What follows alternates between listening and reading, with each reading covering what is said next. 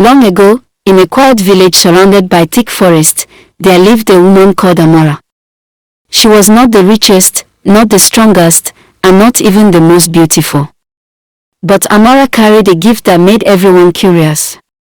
When she placed her hand on a tree trunk, she could hear it whisper. Yes, trees spoke to her. At first, it was small things: rain is coming tomorrow. Birds are nesting on my branch. The ants are eating my roots. The villagers laughed when she first told them. They thought she was imagining things. But one day, Amara touched an old oak and said, "Do not go to the river tomorrow. The ground will break." The next day, the riverbank collapsed. Houses washed away. People barely escaped. From that day, they called her the tree listener. At first, people respected her gift. Whenever there was drought, they ran to Amara. Whenever a child was lost in the forest, they ran to Amara. And Amara listened. She would place her hand on back, close her eyes, and listen deeply. The trees always told her the truth. But soon, the people became greedy. Amara, ask the trees where I can find gold. Amara, ask the trees if my husband is cheating. Amara, ask the trees when I will die. At first, she tried to answer. But each question left her weaker, drained, and sadder. One evening, she said, "The trees are not here to satisfy your greed. They speak for life, for nature, not for selfish desires." But the people laughed. "You owe us. If not for us, you would be nothing. Speak, Amara, speak." Her gift, once a blessing, had become a burden. One night, Amara walked deep into the forest. The moon was bright, and the trees glowed silver in its light. She placed her hand on a massive Iroko tree. Her breath caught in her throat. The tree whispered something different this time. Its voice was heavy, like thunder muffled under the earth. "Do not tell them. A secret is coming. If spoken aloud, it will destroy your village." Amara pulled her hand away. Her skin crawled. "What do you mean? What secret?" she whispered. But the Iroko only groaned, its branches swaying though no wind blew. The next day, she tried to forget. But the whispers grew louder. Every tree repeated it. "Do not tell. Do not tell. Do not tell." She covered her ears. "Leave me alone," she cried. But the trees never stopped. The villagers noticed something was wrong. Amara no longer smiled. Her hands shook whenever someone asked her for help. One evening, an elder confronted her. "Amara, what do the trees say?" She shook her head. "Nothing. They say nothing." But the elder pressed. "You cannot hide from us. We see it in your eyes. The trees have spoken, and you keep it from us." Others gathered. Their voices rose. "You hide something from us. You keep secrets from your own people. Tell us, Amara, tell us now." Her chest burned. Her lips trembled. The Iroko's voice thundered in her mind. "If you speak, you will bring fire. If you speak, death will walk." She clutched her ears. "No. I cannot tell you." But the people grew angry. They shouted. They pulled her by the arms and dragged her to the center of the village. Under the dim glow of fire torches, Amara stood surrounded. The chief stepped forward. "Amara, for years you have listened to the trees for us. You saved us many times. But now you keep secrets. Why?"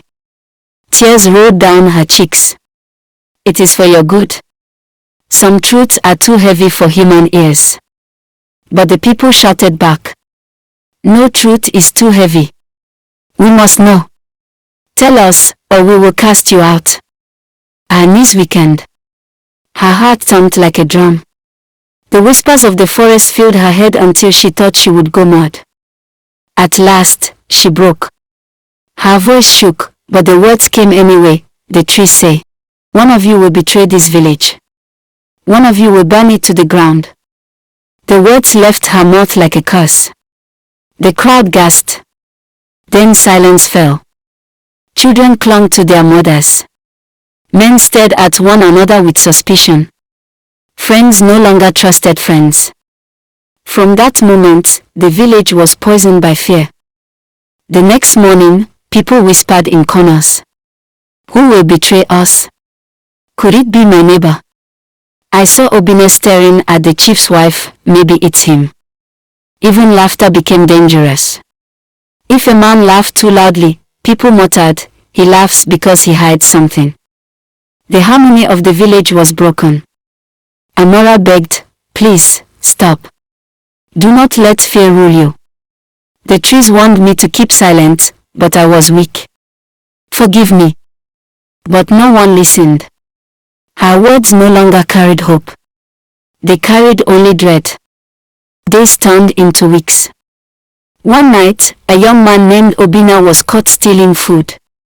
He shouted, "I am not the traitor. Stop accusing me." But the villagers tied him up.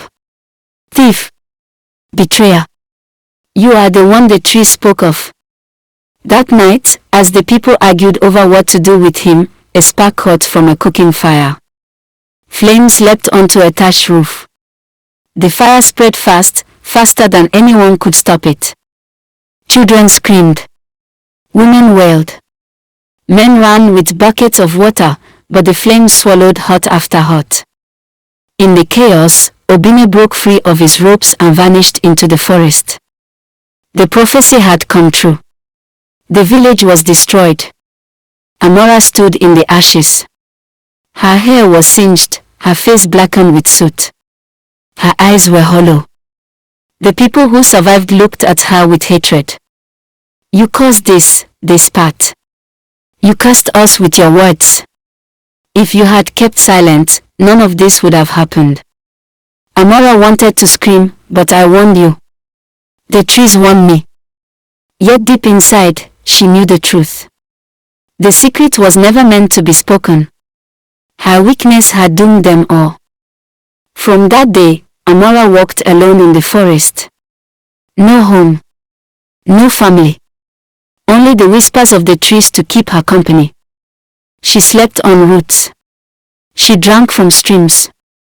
She sang softly to the wind, but her voice was filled with sorrow. And when children wandered too far into the woods, they said they could hear a voice. Soft, broken, whispering. Some truths are too heavy for human ears. Years later, travelers told her story in distant lands. Some said she still lived, walking among the trees. Some said she had become one of the trees herself, her spirit trapped in wood and bark. There was even a rumor, if you touched the right tree at midnight, you could still hear her whisper. But they warned, never ask a tree a question you are not ready to hear the answer to. Because knowledge is powerful. But sometimes, knowledge can destroy. Okay, for staying to the end, I want to believe that you were very entertained. Because if the story was not interesting, you would have gone halfway. But for staying to this, if you are listening to this, that means kudos to you. Thanks for supporting me to the end. God bless you. Please subscribe. Please, I'm begging you, subscribe. Subscribe to my channel. Please, I'm begging. Like, comment, engage in my channel, okay? God bless you. Thanks. Encourage me. God bless you.